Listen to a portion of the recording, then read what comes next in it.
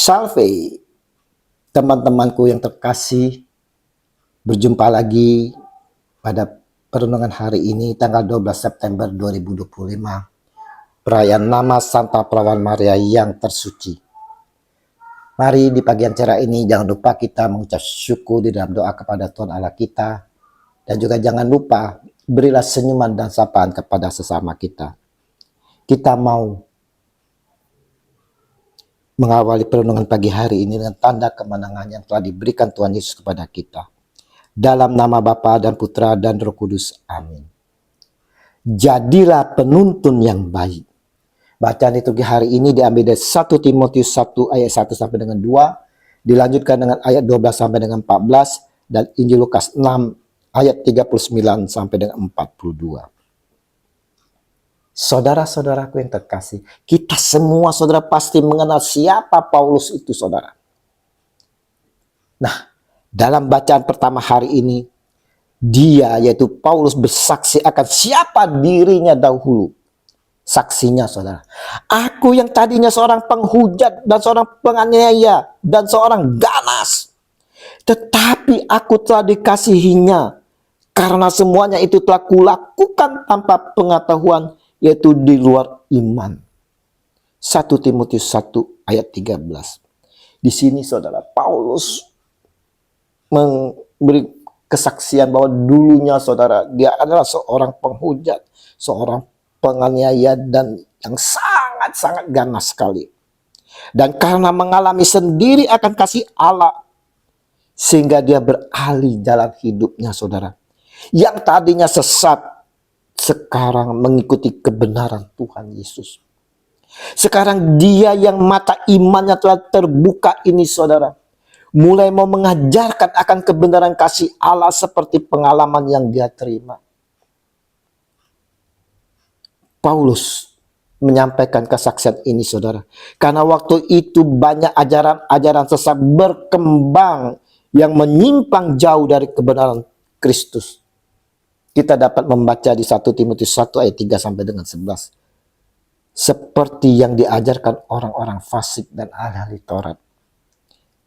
Nah, saudaraku, hari ini saudara, Yesus pun menyampaikan dengan suatu perumpamaan kepada mereka. Dapatkah orang buta menuntun orang buta? Bukankah keduanya akan jatuh ke dalam lubang? Lukas 6 ayat 39. Seperti yang kita ketahui, saudaraku, di mana orang buta, saudara, adalah orang yang tidak dapat melihat secara mata jasmani segala sesuatu yang ada di hadapannya, sehingga dia tidak dapat mengetahui secara pasti keadaan sekelilingnya dengan kasat mata, saudara. Dan apa yang akan terjadi apabila seorang buta mencoba menuntun seorang buta yang lain? Coba kita bayangkan, orang buta menuntun orang buta, saudara. Bukankah sudah pasti bahwa keduanya akan terpelosok ke dalam sebuah lubang? Apabila ada lubang menganga tepat di depan jalan yang sedang mereka lalui. Inilah kiasan yang diberikan Yesus kepada murid-muridnya dan kepada orang-orang banyak dalam khotbahnya di bukit. Dan juga kiasan ini, saudara, disampaikan Yesus kepada kita semua, saya dan saudara pada saat ini. Sesungguhnya Yesus di sini mau menunjukkan kiasan ini kepada orang-orang Farisi, yaitu orang-orang yang mengalami kebutaan mata secara rohani, saudara.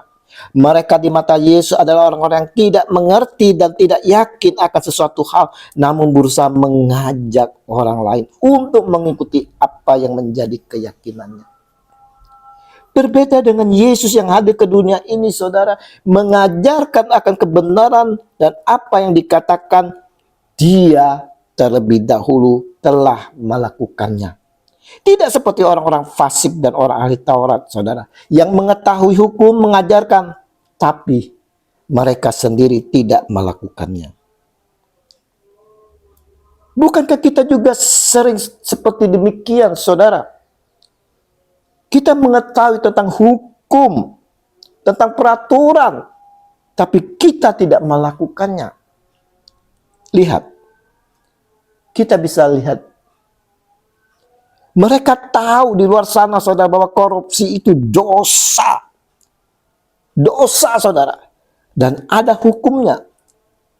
Mereka mengajarkan, berkuar-kuar, berkampanye untuk tidak korupsi saudara. Tapi nyatanya saudara, yang berkuar-kuar itulah koruptornya. Sudah tahu narkoba bahaya yang dapat mengancam nyawa saudara, dan hukumannya berat. Mereka bisa mensosialisasikan tentang bahaya narkoba. Mereka sendiri saudara sebagai oknum pemakai dan pengedarnya saudara. Sungguh sedih sekali. Melihat hal inilah sang baginda kita Kristus Yesus, Tuhan kita, menyampaikan perumpamaan ini. Dapatkah orang buta menuntun orang buta? Bukankah keduanya akan jatuh ke dalam lubang? Saudaraku, Regi hari ini saudara Yesus mau mengingatkan kepada kita sekalian bahwa Tuhan menghendaki agar setiap kita menjadi penuntun-penuntun yang baik bagi banyak orang. Menjadi pelita-pelita bagi mereka, kebanyakan orang yang membutuhkan di dalam kegelapan. Penuntun yang baik adalah pribadi yang bukan hanya semata-mata mengajak orang-orang untuk mengikuti apa yang kita percayai saudara, namun juga menghidupi apa yang kita percayai. Ketika seseorang tidak menghidupi apa yang ia percayai saudara, sesungguhnya ia belumlah dikatakan seorang yang sedang mempercayai keyakinannya sendiri. Nah saudara, untuk menjadi seorang penuntun yang baik saudara, perlu kita perhatikan hal berikut. Yang pertama saudara, menyadari bahwa orang akan mengikuti apa yang kita lakukan. Maka di sini kita dituntut saudara, apa yang kita katakan harus sesuai dengan perbuatan kita. Yang kedua, kita harus menyadari saudara bahwa ada koreksi-koreksi yang terus dilakukan untuk menjadi lebih baik lagi. Janganlah kita menghindar dari kritikan atau koreksi orang lain. Ingat nasihat sang guru kita. Mengapa engkau melihat selumbar di dalam mata saudaramu, sedangkan balok di dalam matamu sendiri tidak engkau ketahui? Lukas 6 ayat 41. Mari saudara-saudaraku, kita mau memperhatikan tiap pesan dari Tuhan kita, terutama hari ini saudara, dengan mau menyadari saudara bahwa Tuhan sedang terus membawa kita semakin hari semakin lebih baik dan lebih dewasa, hingga menjadi serupa dengan Dia, Sang Guru Agung kita, Yesus Kristus.